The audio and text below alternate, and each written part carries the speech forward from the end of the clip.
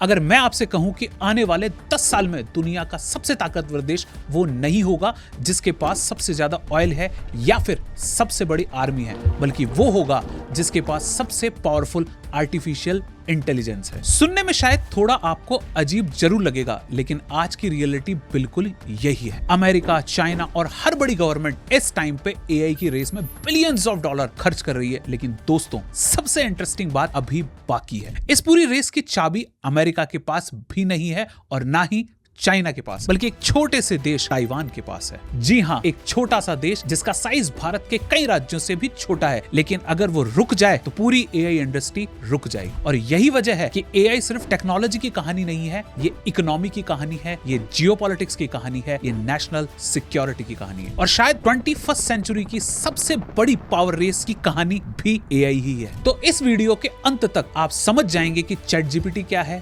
Taiwan, आपकी job, आपकी future Wars आखिर एक दूसरे से कैसे जुड़े हुए हैं। लेकिन सबसे पहले यह जानना बहुत जरूरी है कि आखिर एआई है क्या। आजकल हर दूसरा इंसान एआई की बात तो कर रहा है। कोई कहता है एआई हमारी जॉब को ले लेगा, कोई कहता है कि एआई दुनिया बदल देगा, और कुछ लोगों को लगता है कि एआई का मतलब रोबोट है। लेकिन असल में एआई का मतलब इतना मुश्किल बिल्कुल नहीं है। और अगर सिंपल लैंग्वेज में कहें तो एआई एक ऐसा कंप्यूटर सिस्टम है जो सिर्फ इंस्ट्रक्शन ही नहीं बल्कि डेटा से भी सीखता है। तो आइए इसे एक एग्जाम्पल के साथ समझने की कोशिश करते हैं। आप YouTube देखते हैं, ये आपको नए नए वीडियो के सजेशंस देता है। आपको Google मैप अगर कहीं रूट बिजी है तो रीरूट करके नए रास्ते से ले जाता है। ये सब क्या है? ये एक्चुअल में एआई ही है। यानी एआई का असली काम डेटा को समझना, पैटर्न को पहचानना और इस आधार पर एक बेहतर डिसीजन लेना है। तो दोस्तों, एआई कई तरह के होते हैं, लेकिन आज सबसे ज्यादा चर्चा हो रही है जनरेटिव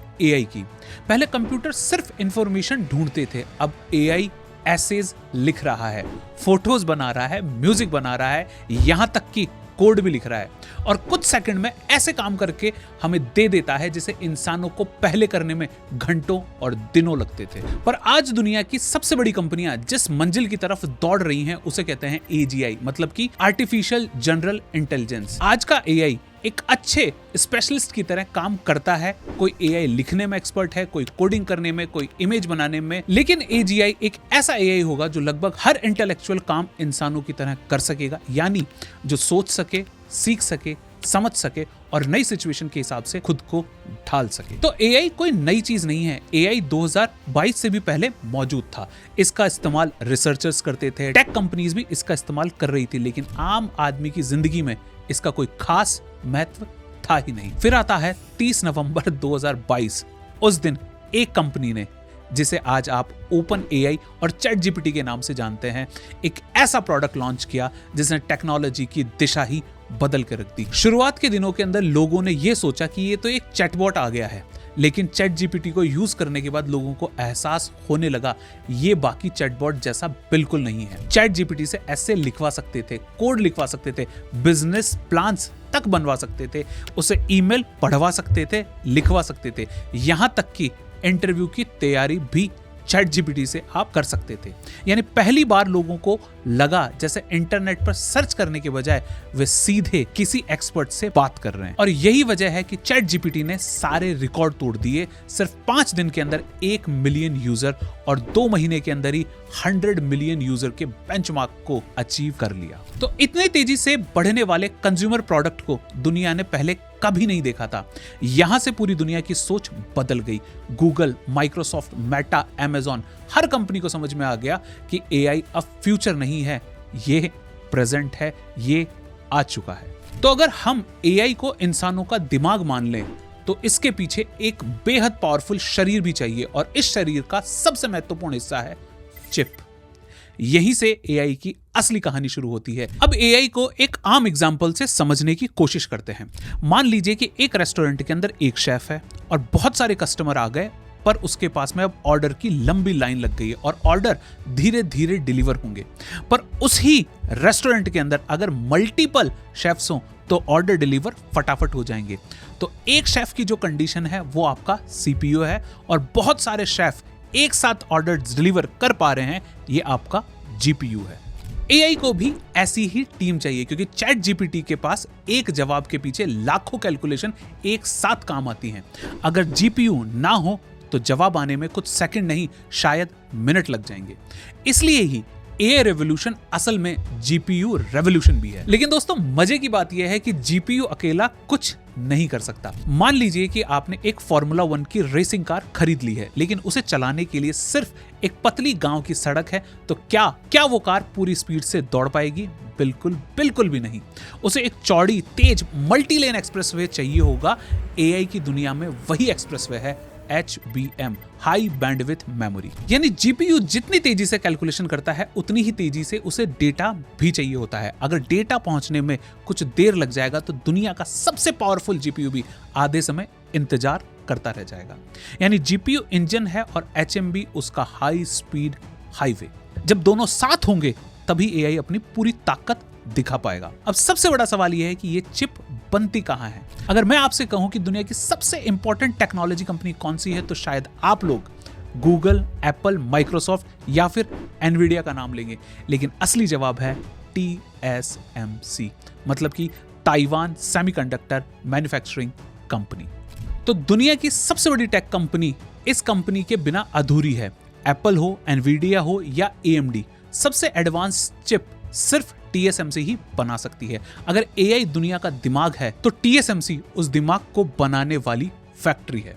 और यही वजह है कि आज ताइवान दुनिया का सबसे स्ट्रेटेजिक आइलैंड बन चुका है। और यहीं से कहानी में एंट्री होती है चाइना और अमेरिका की। चाइना ताइवान को अपना हिस्सा मानता है और दूसरी तरफ अमेरिका ताइवान का सबसे बड़ा सिक्योरिटी पार्टनर है। अब सोचिए, अगर दुनिया की सबसे इंपॉर्टेंट चिप फैक्ट्री ऐसी जगह हो जहां पहले से जियोपॉलिटिकल टेंशन हो, तो पूरी दुनिया की चिंता बढ़ना स्वाभाविक है।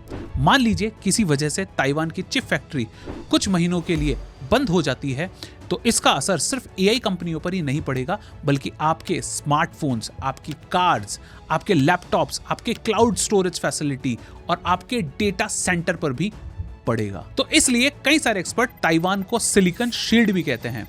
ब्लूमबर्ग इकोनॉमिक्स के एक अनुमान के मुताबिक अगर ताइवान को लेकर कोई बड़ा कॉन्फ्लिक्ट होता है तो सिर्फ पहले साल में ग्लोबल इकोनॉमी को लगभग $10 ट्रिलियन का नुकसान हो सकता है। यानी नुकसान सिर्फ चाइना या अमेरिका का नहीं होगा, बल्कि पूरी दुनिया को इसकी कीमत चुकानी पड़ेगी। अब एक सवाल आता है कि बहुत से लोग कह रहे हैं कि एआई सारी जॉब खत्म कर देगा, लेकिन असलियत थोड़ी अलग है। एआई सारी जॉब नहीं लेता है, वो सिर्फ पहले छोटे टास्क को खत्म करता है, जैसे कि ईमेल लिखना हो, प्रेजेंटेशन बनाना हो, डॉक्यूमेंटेशन तैयार करना हो, बेसिक कोडिंग करना हो या फिर कस्टमर सपोर्ट। यानी कंपटीशन ह्यूमन वर्सेस एआई नहीं, बल्कि इंसान जो एआई यूज करता है वर्सेस इंसान जो एआई यूज नहीं करता है के बीच में है। और यही वजह है कि आज हर बड़ा देश एआई बनाने की कोशिश कर रहा है। तो भारत सरकार ने शुरू किया है इंडियन एआई मिशन। इसका उद्देश्य सिर्फ एआई ऐप बनाना ही नहीं है, बल्कि एक ऐसा इकोसिस्टम तैयार करना है जहां पर भारतीय रिसर्चर, स्टार्टअप्स, कंपनियां अपना एआई डेवलप कर सके। और इस दिशा के अंदर इंडिया 34,000 से अधिक जीपीयू की कंप्यूट कैपेसिटी को तैयार कर रहा है। भारतीय स्टार्टअप अपने खुद के लार्ज लैंग्वेज मॉडल्स बनाने का काम कर रहे हैं, जैसे कि सर्वम एआई हो गया। और इन सब का उद्देश्य एक ऐसा एआई बनाना है जो भारतीय भाषाएं, भारतीय एक्सेंट और यहाँ की जरूरतों को बेहतर तरीके से समझ सके। तो अब तक हमने देखा कि एआई हमारी प्रोडक्टिविटी बढ़ा सकता है, लेकिन अगर यही एआई युद्ध के मैदान में, मतलब कि बैटलफील्ड तक पहुंच गया तो क्या होगा? सोचिए, सैकड़ों ड्रोन जो किसी इंसान के रिमोट के नहीं बल्कि एआई की मदद से एक दूसरे से बात कर रहे हैं, टारगेट को पहचान रहे हैं, हमला कर रहे हैं। यही कारण है कि दुनिया की बड़ी मिलिट्री पावर्स आज एआई में बिलियंस ऑफ डॉलर इन्वेस्ट कर रही हैं। इसके अलावा एक बड़ा खतरा है प्राइवेसी और डीप फेक का। एआई अब इतना एडवांस हो चुका है कि वो किसी भी वॉइस, फेस या फिर एक्सप्रेशन तक को कॉपी कर सकता है। अगर कल को इंटरनेट पर कोई फेक वीडियो वायरल हो जाए तो सबसे पहला सवाल यही होगा, क्या ये वीडियो असली है या फिर कोई एआई से बनाया हुआ है? तो यही एआई की सबसे बड़ी ताकत है और सबसे बड़ा खतरा भी। तो अगली बार जब आप चैट जीपीटी से कोई सवाल पूछें या फिर कोई फोटो बनवाएं तो याद रखिएगा कि आप सिर्फ एक ऐप इस्तेमाल नहीं कर रहे हैं, बल्कि आप उस टेक्नोलॉजी का इस्तेमाल कर रहे हैं जो आने वाले दशकों में दुनिया की पॉलिटिक्स, इकोनॉमिक्स, जॉब और ग्लोबल पावर बैलेंस को पूरी तरह से बदलने वाली है। तो अगर आपको वीडियो पसंद आया हो तो इसे लाइक कीजिए, शेयर करना अपने दोस्तों के साथ बिल्कुल मत भूलिए और चैनल को सब्सक्राइब कीजिए। और यहां तक रुकने के लिए धन्यवाद।